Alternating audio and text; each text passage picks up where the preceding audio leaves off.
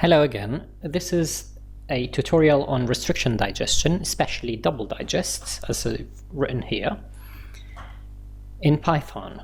So for the purpose of this tutorial, what I've made was to clone a DNA sequence, an exon, from DTPase gene in humans, as you can see here. Let me just change this. So what I've done was take one exon from this file, FASTA file, and clone it in this file. So the insert is the first exon here. So this is the first exon. I could use the other exons, but I just used the first one. The second one, which is this DNA sequence right here, this one,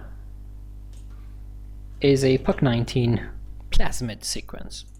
The plasmid sequence here has a multiple cloning site, and just after the XBA one, which is TCTAGA, just after that one, right here, I inserted my insert. This one that you can see here, this frame, contains the insert. I made it like this so that you can see it easily. I introduced a restriction site here, recognition site for an enzyme here, and another one at the end. And that enzyme was a zero cutter. So without further ado, let's start doing the cloning and doing the restriction digestion. Actually, the cloning has been done, so we are not going to waste more time on it. Like the previous tutorials, we import regular expressions module and start using the module, and you can follow the same thing as before. So you can neglect this one. What we've got to do is to define a function that can input the DNA sequence and the restriction enzymes. So we are going to specify two enzymes, but not the enzymes that we are using. It's going to be variable enzymes. Let's define the function. We call it digest, or you could say double digest. We have a variable called DNA, and we have enzyme 1, then number of enzyme 1. The number of enzyme 1 is actually the place where it cuts. So this one is going to be here, which is the third nucleotide within the recognition sequence, which is actually the cut site. Then we have enzyme 2 and number of enzyme 2, which is the cut site of the 2. I'm not going to write any notes here because it's obvious. As I'm saying it, you have to write notes like DNA is your sample and blah blah blah. Enzyme 1 is your first enzyme, and so on. So now let's find the location of the first enzyme. We need to have a variable called location of enzyme 1, and we actually have a list comprehension for that. I.start, this will get the beginning of the recognition site within the DNA for the first enzyme. For I in read.find iter, this is the method that we are going to use, and we are going to implement enzyme 1 in DNA. You could also use myseq, it's fine. Cut site is the other variable, so this variable here requires the DNA as a variable and enzyme 1, while the other one here requires number of enzyme and the enzyme as well. We have to convert that number that we are going to be returned with into a string, because we are going to get a list from this one, and we convert this number into a string, then manipulate it into integer. So to manipulate it, we use int as a function, then use this method, empty string.join, then the name of the variable that you want to change it. Well, if we want to change a value that is a list into string, you have to use map function.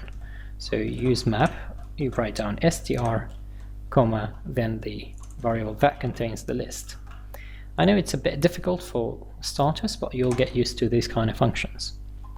So now we have the location of the enzyme and the cut site, but we have to specify whether the cut site actually cuts within the recognition site.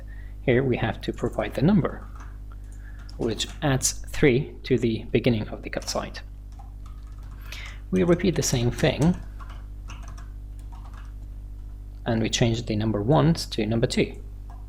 That easy. It's not difficult, it's just following up the procedure. So we name this cut site 1 and cut site 2. Now we can have fragment 1 as this one, first fragment,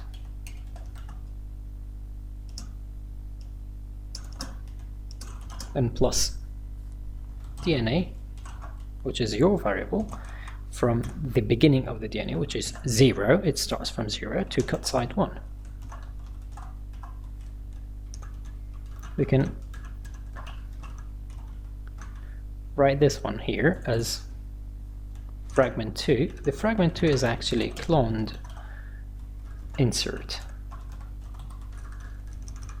Is your DNA from cut site 1 to cut site 2.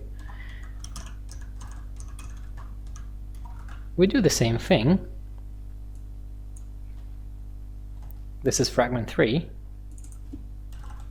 can write down third fragment from cut site 2 to the end. Now all fragments equal fragment 1 plus fragment 2 plus fragment 3. Now you have all fragments together, and you can return them. You could say return all fragments. Now you call the function that will digest. My seq is your DNA sequence, and we need to provide enzyme 1. So the enzyme 1 recognition sequence is this one.